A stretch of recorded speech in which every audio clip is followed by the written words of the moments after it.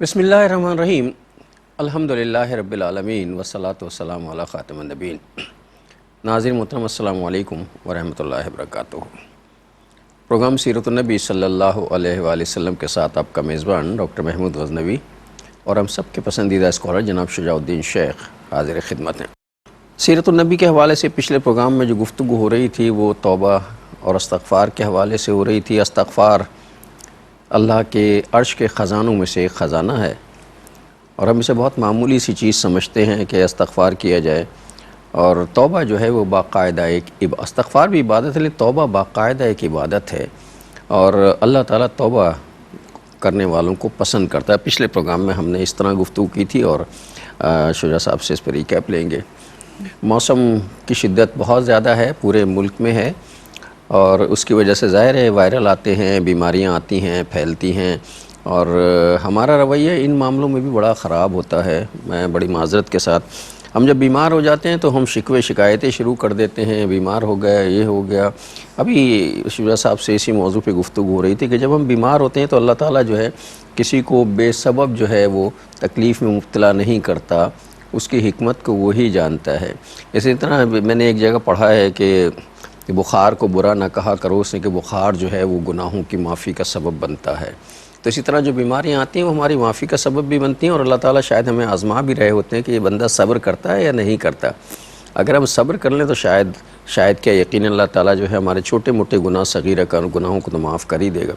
تو بیماریوں پر کبھی واویلا نہیں مچانا چاہیے، بلکہ اللہ کا شکر ادا کرنا چاہیے کہ اللہ رجوع بھی کرتا ہے بیمار آدمی کی طرف۔ تو یہ بھی نعمتوں میں سے ایک نعمت ہے کہ بعض لوگ ساری زندگی بیماری نہیں ہوتے اور خوش ہوتے ہیں کہ ہم تو بیماری نہیں ہوئے، اس کا مطلب یہ ہے کہ وہ اللہ تعالیٰ ان کی طرف رجوع نہیں کر رہا۔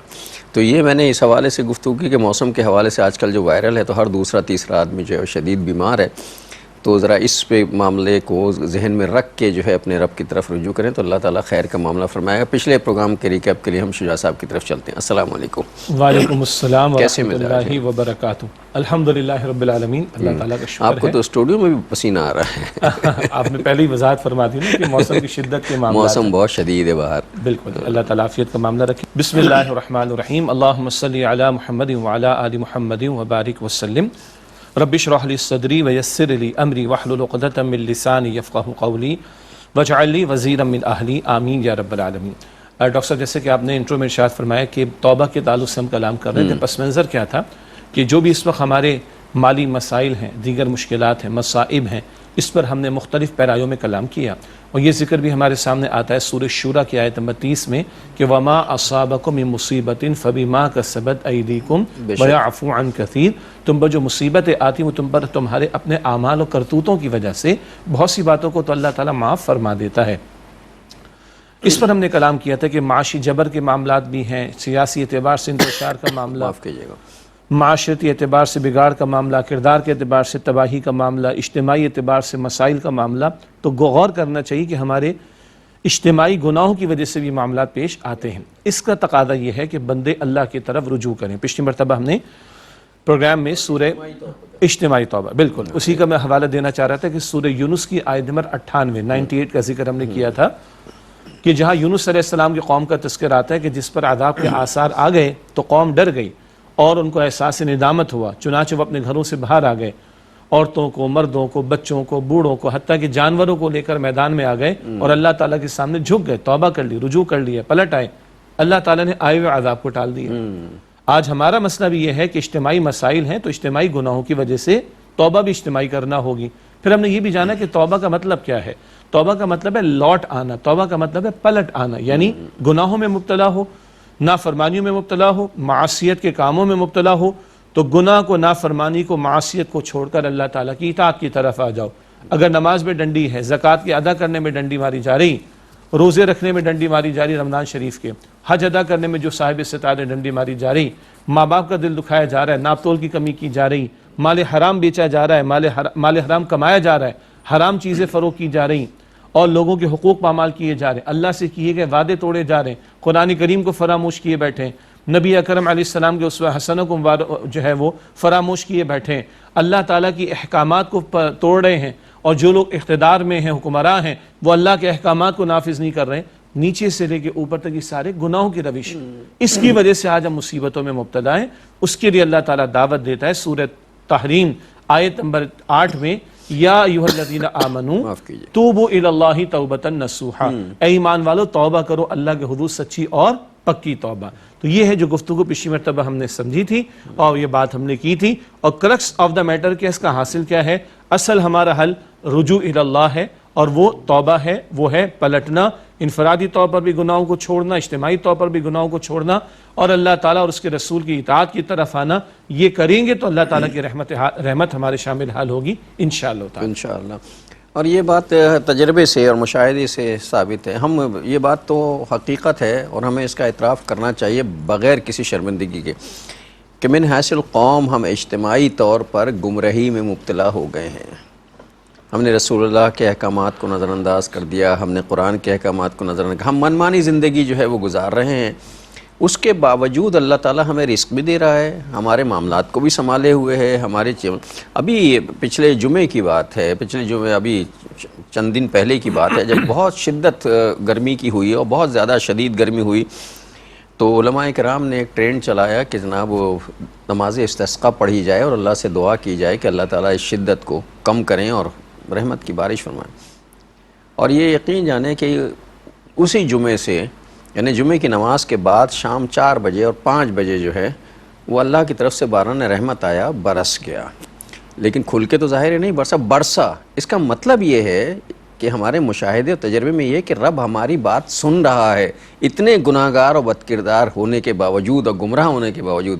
تو اگر ہم توبہ کر کے اللہ کی بارگاہ میں آ جائیں تو اللہ تعالیٰ ہماری سن لے گا اور ہمارے معاملات کو درگزر کر دے گا. بلا شبہ وہ تو دینے کو تیار ہے. سورہ البقرہ کی آیت نمبر 186 کا حوالہ ہم بار بار رکھتے ہیں.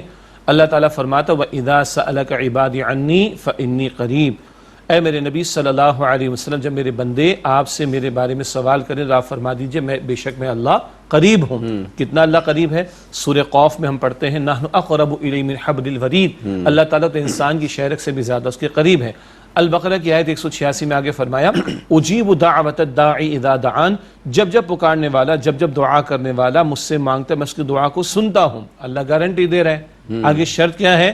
فلیستجیبوا لی، انہیں چاہیے میرا حکم تو مانے، ولیؤمنوا بی، مجھ پر ایمان تو رکھیں، لعلہم یرشدون، تاکہ ہدایت پائیں. یعنی تم چاہتے ہو کہ اللہ تعالیٰ تمہاری پکار سن لے، تمہاری دعاؤں کو قبول کر لے، تمہاری حاجات کو پورا کرے، تم اس سے مانگو تمہاری سن لے، تم بھی تو اللہ کی سنو، تم بھی تو اللہ تعالیٰ کی مانو. دو طرفہ معاملہ ہے نا. جمعے کے خطبات میں آیت ہم سنتے ہیں سورۃ البقرہ کی آیت نمبر 152 فاذکرونی اذکرکم. اللہ فرماتے تم مجھے یاد رکھو میں تمہیں یاد رکھوں گا. تو اگر ہم چاہتے ہیں کہ اللہ ہماری دعائیں سنیں، خواہ وہ بارش کے برسنے کے بارے میں ہو، وہ موسم کی شدت کے معاملے کے درست ہو جانے کے بارے میں ہو، وہ ہمارے انفرادی معاملات کے اعتبار سے ہو، وہ ہمارے اجتماعی مسائل کے حوالے سے ہو، تو بھائی تم بھی تو اللہ کی سنو، تم بھی تو اللہ کی مانو، تم بھی تو اللہ کے احکامات کی پاسداری کرو، تم بھی تو نافرمانی کو چھوڑو. اللہ کہتا ہے جب جب پکارنے والا پکارتا ہے میں اس کی پکار کو سنتا ہوں، قبول کرتا ہوں، لیکن انہیں چاہیے میرا حکم تو مانے، مجھ پر ایمان تو رکھیں، لعلہم یرشدون، ہدایت پا جائیں گے. یہ دو طرفہ معاملہ ہے. اچھا، کچھ چیزیں ایسی ہیں جس کے بارے میں ہم کہتے ہیں کہ یہ بندوں سے کروانے کے معاملات ہیں. یہ بندوں سے کروانے کا ہوتا ہے. رسول اللہ صلی اللہ علیہ وسلم کی حدیث مبارکہ کا مفہوم یہ ہے کہ اگر جوتے کا تسمہ بھی مانگنا ہے نا تو اللہ سے مانگو. ظاہر ہے اللہ تعالیٰ آسمان پہ سے تسمہ تو نہیں لٹکائیں گے، لیکن کوئی سبب ایسا پیدا کر دیں گے کہ وہ تسمہ آپ تک پہنچ جائے گا یا آپ تسمے تک پہنچ جائیں گے. تو اسباب تو اللہ تعالیٰ پیدا فرمائیں گے اور ہم مانگیں گے، جب اللہ سے مانگیں گے. ہر چھوٹی سے چھوٹی چیز میں ہمیں رجوع اللہ کرنا چاہیے. اللہ کی طرف اللہ فلاں چیز ہمیں دے دے، فلاں چیز ہمیں دے دے. مطلب بچوں کی طرح مانگنا چاہیے. جیسے بچہ ٹافی مانگتا ہے، کبھی کہتا ہے یہ ٹافی کا ریپر مجھے دے دو، کبھی کہتے ہیں حالانکہ وہ چیزیں بے بہت معمولی چیزیں بھی رب سے مانگیں.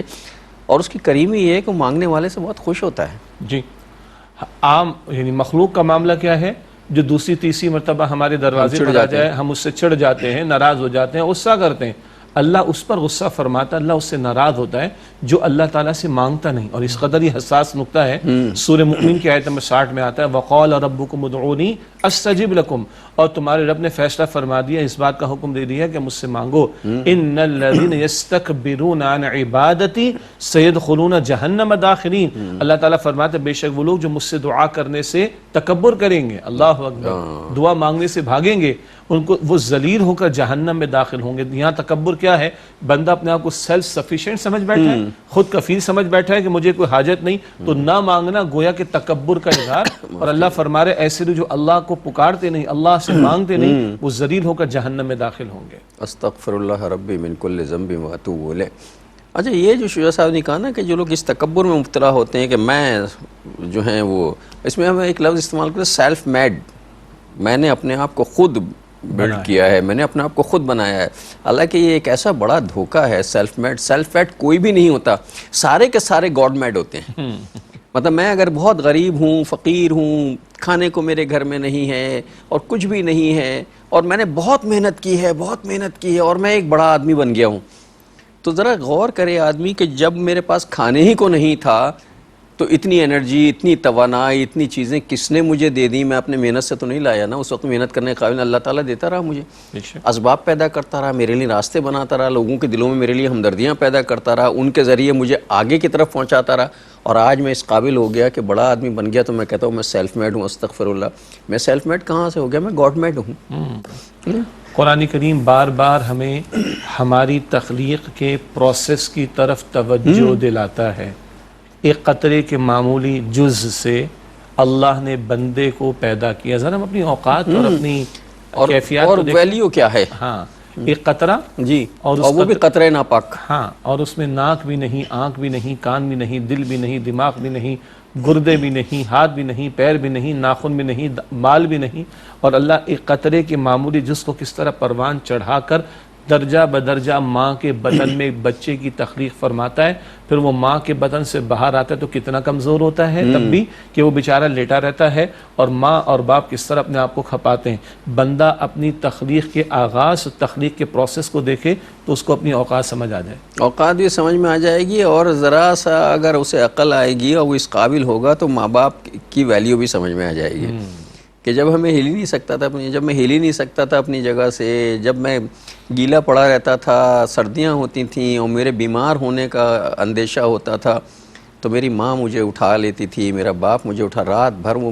میرے پیٹ میں تکلیف ہے۔ بچوں کا تو یہ بھی نہیں پتہ ہوتا نا تکلیف کہاں، اس نے رونا شروع کر دیا، ماں اپنی جو ہے وہ ٹپس لگا رہی ہے اور باپ اپنی ٹپس لگا رہا ہے، رات دن دونوں بیٹھے ہوئے جو ہے اس کی حفاظت کرنا، پتہ نہیں کہاں تکلیف ہو رہی۔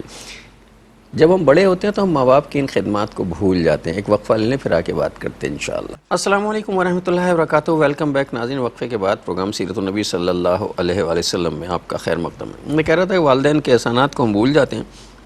اللہ تعالیٰ نے تو قرآن میں کہا وَبِالْوَالِدَيْنِ إِحْسَانًا وَذِي الْقُرْبَى وَالْيَتَامَى وَالْمَسَاكِينَ، یعنی والدین کے احسان جو ہے وہ سب سے پہلے والدین کے احسان کو، جو اپنے ماں باپ کا احسان یاد نہیں رکھ سکتا وہ اپنے رب کا احسان بھی یاد نہیں رکھ سکتا۔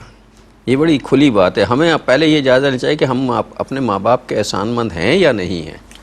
اللہ کے رسول علیہ السلام نے فرمایا کہ من لم یشکر الناس لم یشکر اللہ، جو انسانوں کا شکریہ ادا نہیں کرتا وہ اللہ تعالیٰ کا بھی شکر گزار نہیں ہو سکتا۔ تو یہ دین اتنا پیارا ہے اور ہمارا خالق اتنا عظیم ہے کہ اس نے جس مخلوق کو یعنی ماں باپ اور دیگر لوگوں کو ہمارے ساتھ جوڑ دیا، ان کے احسانات کا بھی وہ تذکرہ کرتا ہے اور ان کے ساتھ اسے سلوکی تعلیم بھی دیتا ہے۔ قرآن کریم میں کم و بیش 5 مرتبہ اللہ تعالیٰ نے اپنے حق کے فوراً بعد ماں باپ کے حق کو بیان فرمایا ہے، جیسے کہ سورہ بنی اسرائیل ہے، آیت نمبر 23 میں ذکر آتا ہے وَقَضَىٰ رَبُّكَ أَلَّا تَعْبُدُوا إِلَّا إِيَّاهُ وَبِالْوَالِدَيْنِ إِحْسَانًا، اور تمہارے رب نے یہ فیصلہ فرما دیا کہ اس کے سوا کسی کی عبادت نہ کرنا اور والدین کے ساتھ حسن سلوک کرنا۔ جا بجا کم از کم 5 مرتبہ اللہ تعالیٰ اپنے حق کے فوراً بعد والدین کا تذکرہ فرماتا ہے۔ اس میں بڑا پیارا ایک ربط ہے، خالق اللہ ہے مگر ہماری ولادت کا ذریعہ والدین، رازق اللہ تعالیٰ ہے مگر ہماری کفالت کا ظاہری طور پر سبب والدین، محافظ اللہ سبحانہ و تعالیٰ ہے مگر ہماری حفاظت کا ظاہری سبب جو ہے وہ والدین۔ اللہ دیے جاتا ہے بندے کو، دیے چلا جاتا ہے، بندوں سے کچھ نہیں چاہتا۔ عبادت کا تقاضا بھی کیا تو مخلوق کے فائدے کے لیے عبادت کرو گے تمہیں فائدہ ہوگا، رب کو فائدہ بے نہیں. شک. اللہ ہم سے کچھ نہیں چاہتا. ماں باپ بھی بچے پر بچی پر اپنے آپ کو لگاتے ہیں، کھپاتے ہیں، کسی ریٹرن کی امید نہیں رکھتے.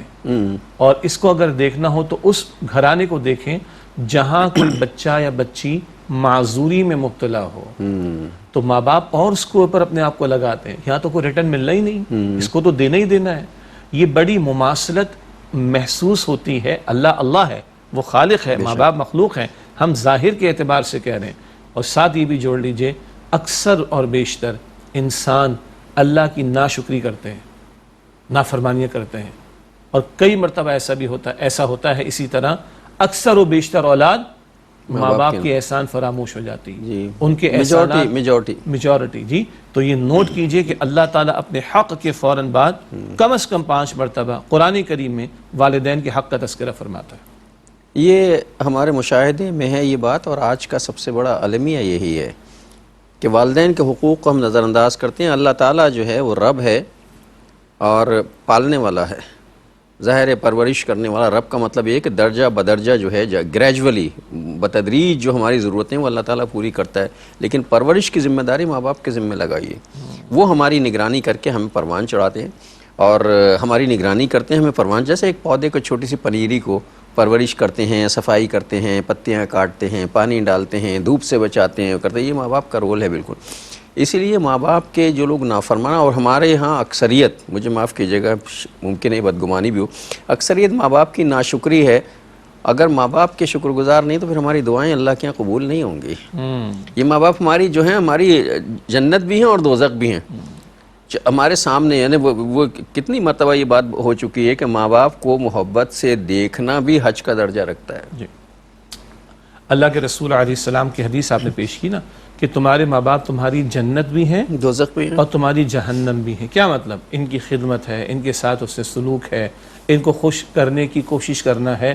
یہ طرز عمل تمہیں جنت کی طرف لے جا سکتا ہے. اور ان کی نافرمانی ہے، ان کو ناراض کرنا، ان کے احسان فراموشی، ان کی ناشکری، یہ طرز عمل تمہیں جہنم کی طرف لے جا سکتا ہے. پھر ڈاکٹر صاحب جیسے کہ آپ نے ارشاد فرمایا، دیکھیں خانہ کعبہ کو دیکھیں تو اجر ہے، اللہ کے گھر کو دیکھیں تو ثواب ہے، اور ماں باپ کو دیکھیں تو ثواب ہے. تو عرض کی گئی یا رسول اللہ اگر میں 100 مرتبہ دیکھوں، آپ نے یہ فرمایا نا کہ 1 مرتبہ دیکھو شفقت کی نگاہ سے اللہ ایک مقبول حج کا اجر عطا فرمائے. تو عرض کی گئی اللہ کے رسول علیہ السلام اگر میں 100 مرتبہ دیکھوں، فرمایا تم 100 مرتبہ دیکھو، اللہ کے عطا میں کوئی کمی نہیں. بے شک. کیا پیارا دین ہے. اس اجر کو بھی بتایا جا رہا ہے. اور ادھر اگر ماں باپ کے ساتھ اولاد بھلا سلوک کرے، خاص طور پر بڑھاپے کا معاملہ ڈاکٹر صاحب، جب بڑھاپے کی ایج ہوتی ہے اور ماں باپ کو اب زیادہ ضرورت ہے یعنی کیئرنگ کی، شفقت کی، محبت کی اور ٹیک کیئر کرنے کی، اور ایسے میں اولاد فرما بردار ہو تو ماں باپ کا دل کتنا خوش ہوگا جی. اور ان کو کتنا بڑا سہارا ظاہر کے اعتبار سے جو ہے وہ میسر آئے گا، اور کتنی دعائیں پھر اولاد کو وہ دے رہے ہوں گے، اور پھر اولاد کو اس کے طفیل کتنا اللہ تعالیٰ عطا فرمائے گا. یہ اتنا پیارا دین ہے کہ ان معاملات کو جو کہ بظاہر دنیا کے ماں باپ تو کافر کے بھی ہوتے ہیں، یہ حقوق العباد ہیں اور یہی حقوق اللہ بن گئے جی. تو کتنا پیارا دین ہے کہ اس کے ساتھ ہماری اس دنیاوی زندگی کو بھی اللہ بہتر فرما رہا ہے اور آخرت کا جو ثواب بھی بیان کیا جا رہا ہے. تو یہ نقطہ کیا نکلا تھا کہ اللہ تعالیٰ کا شکر گزار بھی بننا ہے اور ماں باپ کا بھی شکر گزار بننا ہے. اور نقطہ اس سے پہلے کیا چل رہا تھا کہ یہ جو ہم بعض لوگ اللہ کو پکارنا چھوڑ دیتے ہیں، اللہ سے مانگتے نہیں ہیں، اللہ سے دعا نہیں کرتے، تو کیا دماغ میں یہ خناس آ گیا کہ ہم سیلف سفیشینٹ ہو گئے، ہمیں کسی شے کی حاجت نہیں، اور نہ بھائی ہم محتاج ہیں. ہر لمحے ہمیں حاجت ہے ہماری. ہاں محتاج ہیں ہم تو. یعنی ایک گلاس پانی اگر وجود میں نہ اترے تو کیا حشر محتاج ہو، ہیں اور جو چلا گیا وہ خارج نہ ہو تو کیا حشر ہو. یہ آکسیجن میسر نہ ہے تو کیا حرج ہو. آج کل ہو رہا ہے نا. ہاں جی. یہ سانس لینے میں دشواری پیدا ہو جائے تو کیا حرج، کس قدر حرج ہوگا. بندہ گنتا چلا جائے تو 31 مرتبہ سورہ الرحمن میں اللہ تعالیٰ فرماتا ہے نا فَبِأَيِّ آلَاءِ رَبِّكُمَا تُكَذِّبَانِ، بس تم اپنے رب کی کن کن نعمتوں کو جھٹلاؤ گے. 2 مرتبہ اللہ تعالیٰ فرماتا ہے سورہ ابراہیم میں، سورہ نحل میں وَإِن تَعُدُّوا نِعْمَةَ اللَّهِ لَا تُحْصُوهَا، اگر تم اللہ تعالیٰ کی نعمتوں کو شمار کرنا چاہو بھی تو شمار نہیں کر سکتے. والدین کی فرما. اچھا یہ تو اولاد کے بارے میں تو ہم کہتے ہیں نا ہماری اولاد جو ہے نافرمان ہے، اور یہ بہت بڑا المیہ اس دور کا کہ تقریباً اگر بدگمانی میں نہیں کر رہا تو تقریباً 80% 70% لوگوں کو یہ شکایت ہے اپنی اولاد سے، نافرمان ہے. سوال یہ پیدا ہوتا ہے کہ وہ نافرمان کیوں ہیں. اس کی وجہ یہ ہے کہ انہوں نے آپ کی گود میں آپ کے زیر سایہ آپ کی نگرانی میں پرورش پائی ہے، آپ نے ان کے ساتھ کیا کیا تھا؟ انہیں دین، یہ جو چیزیں ہم بیان کر رہے ہیں، مطلب یہ بہت کام، میرا خیال ہے کہ کچھ لوگ تو ایسے ہوں گے جنہیں یہ حدیثیں بھی نہیں معلوم ہوں گی کہ ماں باپ کو محبت سے دیکھنے میں حج کا ثواب ملتا ہے۔ ہم نے بچوں کو دین کی تعلیم نہیں دی ہے نا، ہم نے بچپن سے ان کی جو مینٹل گروتھ ہے اس کو ہم نے جو ہے وہ کلاسیفائڈ نہیں کیا۔ آپ کی اجازت سے 2024 میں بھی پروگرام کر رہے ہیں ڈاکٹر صاحب، جی، کراچی کی پرائیویٹ یونیورسٹیز میں کافی عرصے پڑھانے کا موقع ملا، اسلامک اسٹڈیز بھی، کچھ عربک لینگویج تھوڑی سی، تو سپٹمبر 2007 کی بات کر رہا ہوں، آج ہم 2024 میں بیٹھے ہیں، تو سپٹمبر 2007 سے آج کتنا ہو گیا؟ 21 جی، تو 21 22 23 24 23 سال ہو گئے۔ جی، تو اس قدر برسوں کے بعد، یعنی تقریباً آپ 2007 سے ہم 24 تک آئیں تو یہ کچھ 17 سال کم و بیش بن جائیں گے، ٹھیک ہے؟ تو اسلامک اسٹڈیز کی کلاس تھی، ماں باپ کے حقوق پر کلام ہوا، یہ باتیں بیان ہو رہی، کچھ انگریزی میں کچھ اردو میں، تو 4 اسٹوڈنٹ نے ہاتھ کھڑا کر کے کہا کہ سر، یعنی برسوں کے بعد کسی نے ہمیں یاد دلایا ہے کہ ماں باپ کے لیے دعا بھی کرنی چاہیے، اور وہ کراچی کے اچھے خاصے پوش علاقے کی یونیورسٹی ہے۔ بھائی رونا تو یہ پوش علاقوں کے تعلیمی اداروں میں تو یہ عذاب آ رہا ہے، جی، ہم پہ سکھاتے ہی نہیں لوگ بچوں کو۔ تو اگر اب یہ گھٹی میں یہ شے نہیں پڑے گی تو پھر اولاد کے بارے میں یہی ہوگا کہ پھر اولاد ہاتھ سے نکلے گی، پھر رونا روتے ہیں لوگ، اور اب یہ کوئی ڈھکی چھپی باتیں نہیں ہیں، سب کچھ سوشل میڈیا پر اویلیبل ہے۔ کہاں بچے جو ہے وہ کچھ گیمز کو دیکھ کر آن لائن ان کو ٹارگٹس دیے جاتے ہیں تو ماں کو قتل کر رہے ہیں، باپ کو مار رہے ہیں، بیٹ سے مار رہے ہیں، لکڑی سے مار رہے ہیں، یہ شہر کراچی کی مثالیں ہیں۔ اور یہ اچھے بھلے پڑھے لکھے گھرانے، ہم کو زیادہ پڑھے لکھے ہیں، وہ ویسٹرن سوسائٹیز سے پڑھے لکھے ہیں یا کنٹمپریری ایجوکیشن میں بہت آگے ہیں اور دین کی تعلیم کے اعتبار سے بہت پیچھے ہیں، یہ آج ہمارے سامنے نظارے کراچی کے اندر جو وہ ادارے، فلاحی ادارے جہاں شیلٹر ہومز ہوتے ہیں، ذرا جا کے چیک کریں، بوڑھا باپ ہے، بوڑھی ماں ہے، ذرا انٹرویو کریں، ہم نے بھی کیا، آپ نے بھی کیا ہوگا کہ جناب کسی غریب گھرانے سے ہو، کہا اچھا پڑھا لکھا ڈاکٹر ہوں میں، 4 جوان بچے ہیں اور بچے چھوڑ کر گئے ہیں اور ایڈمنسٹریشن کو کہہ کے کہ یہ بوڑھا سٹیا گیا، اس کو آپ اپنے پاس رکھ لیں۔ بھئی ایسی چیزیں فیس بک پہ اکثر آتی رہتی ہیں، اکا دکا ہی فیک ہوتی ہوں گی ظاہر ہے، لیکن کچھ چیزیں ایسی آتی ہیں، اور کچھ تو ہمارے تجربے بھی ہیں کہ بہت سی جگہ ایسے، ہم ان کا نام نہیں لے رہا اداروں کا، جہاں آپ جا کر دیکھیں تو جو صاحب وہاں بیٹھے ہوئے ہیں بوڑھے، وہ منتظر ہیں کہ کوئی ان کے گھر سے ملنے آئے، جب کسی کا ملنے والا کوئی آتا ہے تو وہ حسرت سے دیکھتے ہیں کہ ہمارا بیٹا کیوں نہیں آیا۔ ایک صاحب سے پوچھا، انہوں نے کہا کہ میں بہت پی ایچ ڈی ہوں، پڑھا لکھا ہوں، بہت اعلیٰ منصب پہ تھا، میرے 4 بیٹے ہیں، میں نے چاروں کو پڑھایا لکھایا، وہ ملک سے شادی بیاہ کی، وہ ملک سے باہر چلے گئے، اب وہ ہمیں پوچھتے بھی نہیں ہیں، کبھی ہمیں فون کر کے بھی نہیں پوچھتے، بلکہ آخری مرتبہ جب وہ آئے تھے تو ہمیں یہاں داخل کر گئے تھے آ کے کہ یہاں آپ کو کیئر کر لیں گے، محفوظ ہاتھوں میں دے گئے، محفوظ فلاحی ہاتھوں میں اداروں کے، اور خود بہرحال تو یہ، اور یہ یاد رکھنا چاہیے، یہ بھی اللہ کے رسول صلی اللہ علیہ وسلم کی حدیث ہے کہ بعض گناہوں کی سزا اللہ تعالیٰ دنیا میں دیتا ہے، ان میں یہ گناہ بھی شامل ہے، آج تم ماں باپ کے ساتھ ظلم کرو گے، زیادتی کرو گے، ستاؤ گے، دل دکھاؤ گے،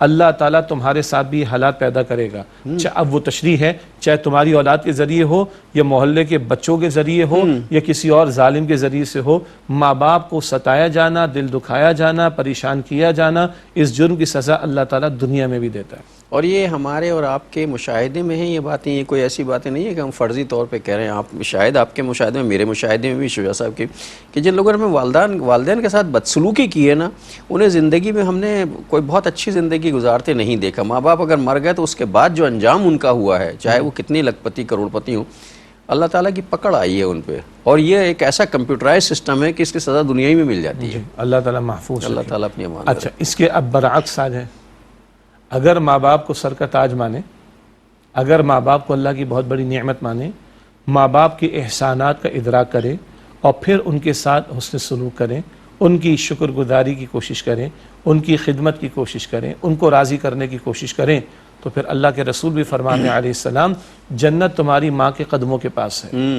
اللہ تعالیٰ کی رضا والد کی رضا میں ہے اور اللہ تعالیٰ کی ناراضگی والد کی ناراضگی میں، یہ اللہ کے رسول سکھا رہے ہیں۔ یہ سب سیرت النبی کا حصہ ہے صلی اللہ علیہ وسلم. ظاہر ہے ہم کوئی ادھر ادھر کی باتیں تو نہیں کر رہے نا. وہ بار بار ریلیٹ کرنا پڑتا ہے کیونکہ ہم جینرک ٹاپکس پہ آ رہے ہیں، لیکن یہ سب سیرت سے آ رہا ہے ہمارے سامنے. رسول اللہ صلی اللہ علیہ وسلم جو فرما رہے ہیں اور جو کر کے دکھا رہے ہیں اور جس کی ہدایت دے رہے ہیں وہ سارا سیرت ہی ہے. حضور علیہ السلام کی والدہ ماجدہ تو انتقال فرما گئی تھی نا، لیکن جب دائی حلیمہ آتی تھی اور آپ کی رضائی والدہ آتی تھی تو آپ کھڑے ہو کر استقبال کیا کرتے تھے صلی اللہ علیہ وآلہ وسلم. اسی طرح حضور علیہ السلام کی یہ احادیث میں عرض کر رہا تھا کہ جنت ماں کے قدموں کے پاس، اللہ کی رضا والد کی رضا میں، اللہ کی ناراضگی والد کی ناراضگی میں. اور اگر آج اولاد ماں باپ کی خدمت گزار ہے تو آپ کے سامنے بھی بہت سے تجربات ہیں، ہمارے سامنے بھی بہت سے تجربات ہیں. اللہ دنیا میں بھی برکت بڑے عطا خوش و خرم فرمائے، رہتے دنیا میں بھی اللہ تعالیٰ نوازتا ہے. بہت نوازتا ہے، اس میں کوئی شک نہیں ہے. یہ ہمارے ایمان کا معاملہ ہے، ہم کر کے دیکھ لیں.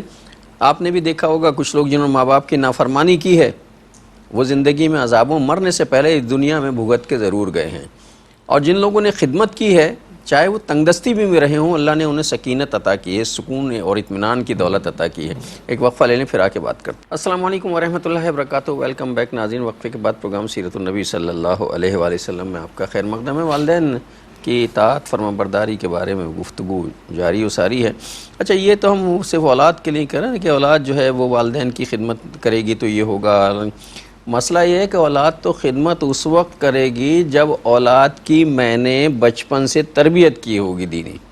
میں نے اسے سکھایا. یہ حدیثیں جو ہم یہاں ڈسکس کر رہے ہیں یہ حدیثیں ہم نے بچپن میں انہیں سکھائی ہوں گی، انہیں والدین کی قدر کرنا سکھایا ہوگا، انہیں بڑوں کی عزت کرنا سکھایا ہوگا. مذہب کے حوالے سے، مطلب یہ معاشرتی اور اقدار کے حوالے سے نہیں، معاشرتی اقدار تو بنتی ہی مذہب کے حوالے سے ہیں ساری.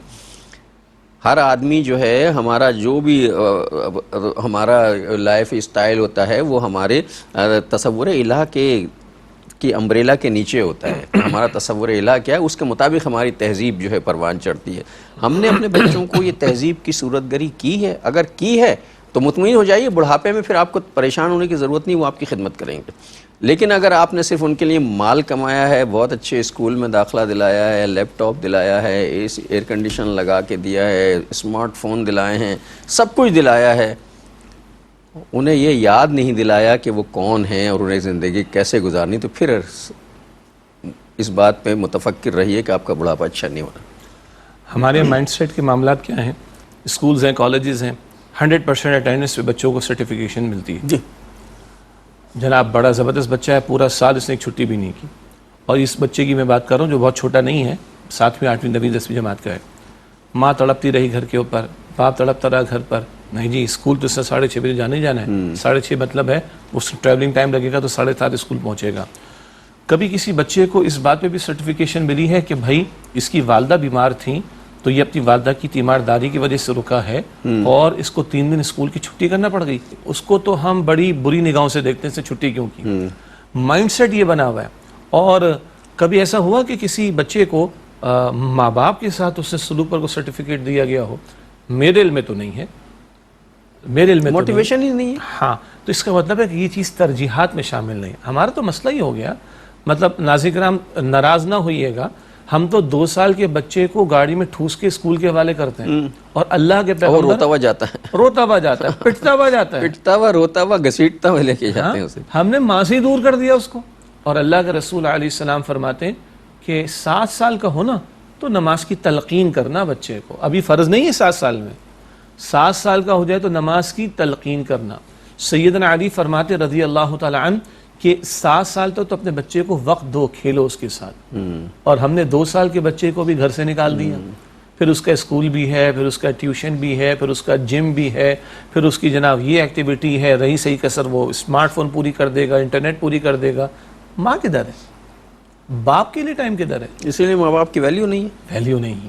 اب ویلیو اسمارٹ فون کی ہے، ویلیو کسی بلڈنگ کی ہے، ویلیو شاید اسکول کی جو انوائرمنٹ کی ہوگی، ویلیو شاید کچھ اور بچوں کے دوستوں کی ہوگی، ماں باپ کی نہیں ہے. ہم نے تو خود دور کیا ہے. آپ غور کیجئے گا اس پر.